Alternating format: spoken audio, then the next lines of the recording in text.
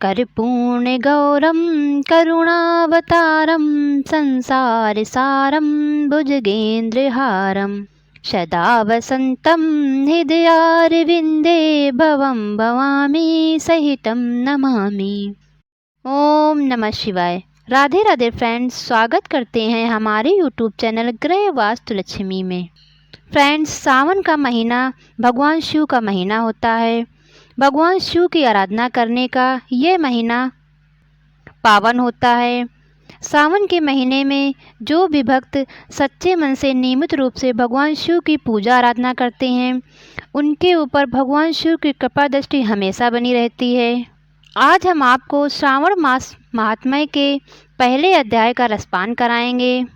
आप इसको नियमित रूप से सुनें और अगर आपको हमारा वीडियो पसंद आए तो हमारे वीडियो को लाइक करें।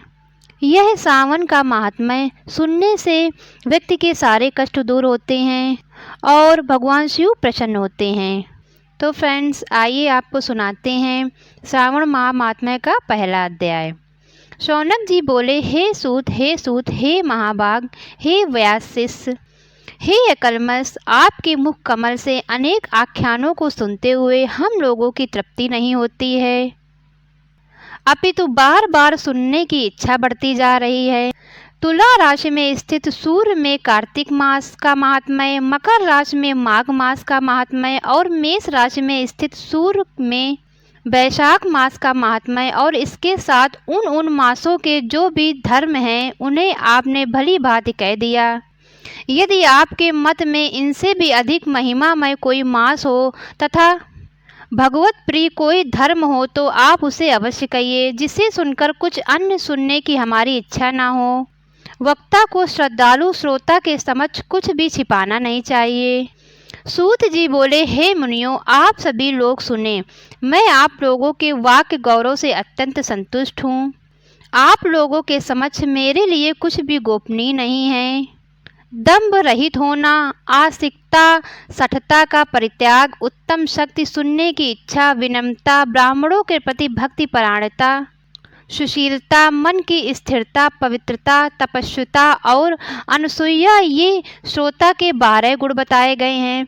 ये सभी आप लोगों में विद्यमान हैं, अतः मैं आप लोगों पर प्रसन्न होकर उस तत्व का वर्णन करता हूँ।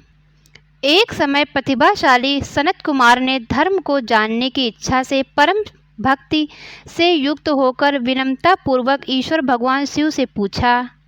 सनत कुमार बोले, योगियों के द्वारा आराधनीय चरण कमल वाले हे देवदेव, हे महाभाग, हमने आपसे अनेक व्रतों तथा बहुत प्रकार के धर्मों का श्रवण किया, फिर भी हम लोगों के मन में सुनने की अभिलाषा है। 12 मासों में जो मास सबसे श्रेष्ठ, आपकी अत्यंत प्रीति कराने वाला, सभी कर्मों की सिद्धि देने वाला हो और अन्य मास में किया गया कर्म यदि इस मास में किया जाए तो वह अनंत फल प्रदान कराने वाला हो, हे देव, उस मास को बताने की कृपा कीजिए। साथ ही लोकानुग्रह की कामना से उस मास के सभी धर्मों का भी वर्णन कीजिए। ईश्वर बोले, हे सनत कुमार, मैं अत्यंत गोपनीय भी आपको बताऊंगा। हे श्रुवत, हे विधिनंदन, मैं आपकी श्रवणेच्छा तथा भक्ति से प्रसन्न हूँ। 12 मासों में श्रावण मास मुझे अत्यंत प्रिय है। इसका महात्म्य सुनने योग्य है, अतः इसे श्रावण कहा गया है। इस मास में श्रावण नक्षत्र युक्त पूर्णिमा होती है, इस कारण से भी इसे श्रावण कहा गया है। इसके महात्म्य के श्रवण मात्र से यह सिद्धि प्रदान करने वाला है, इसलिए भी यह श्रावण संज्ञा वाला है।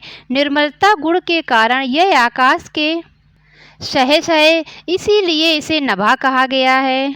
इस श्रावण मास के धर्मों की गणना करने में इस पृथ्वी लोक में कौन समर्थ हो सकता है, जिसके फल का संपूर्ण रूप से वर्णन करने के लिए ब्रह्मा जी 4 मुख वाले हुए, जिसके फल की महिमा को देखने के लिए इंद्र 1000 नेत्रों से युक्त हुए और जिसके फल को कहने के लिए शेष नाग 2000 जिह्वाओं से संपन्न हुए।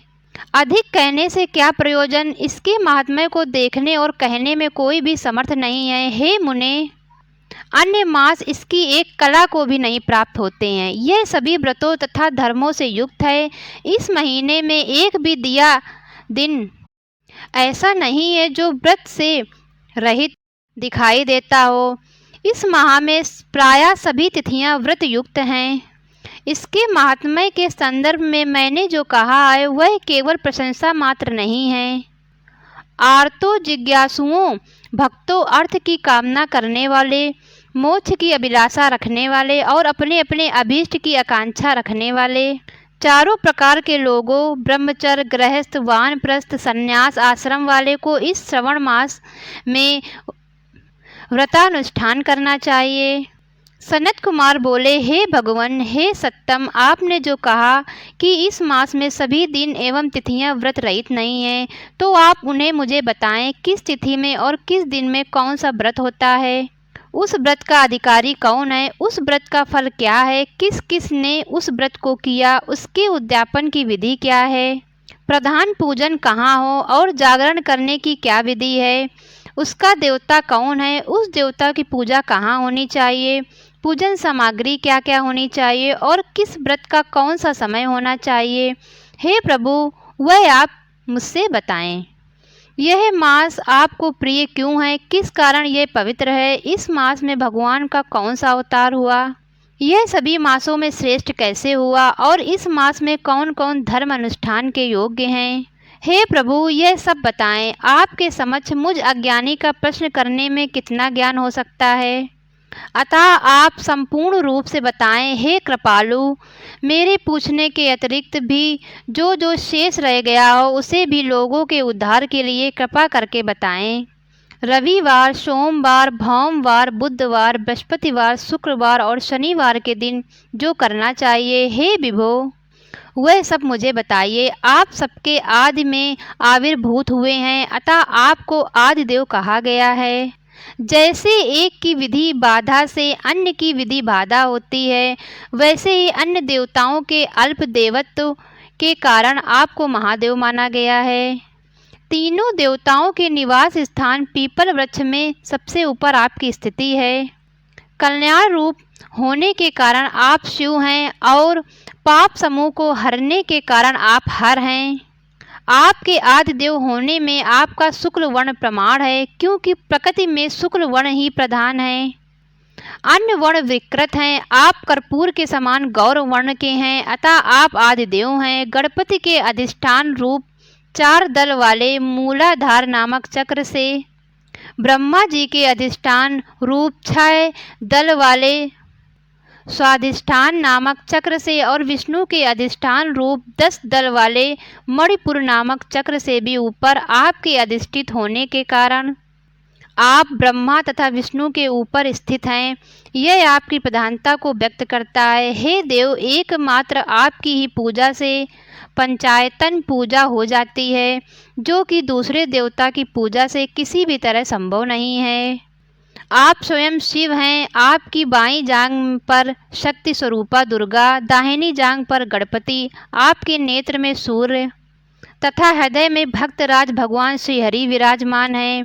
अन्य के ब्रह्मा रूप होने तथा रास के विष्णु रूप होने और आपके उसका भोक्ता होने के कारण, हे ईशान, आपके श्रेष्ठत्व में किसे संदेह हो सकता है। सबको विरक्त की शिक्षा देने हेतु आप शमशान में तथा पर्वत पर निवास करते हैं।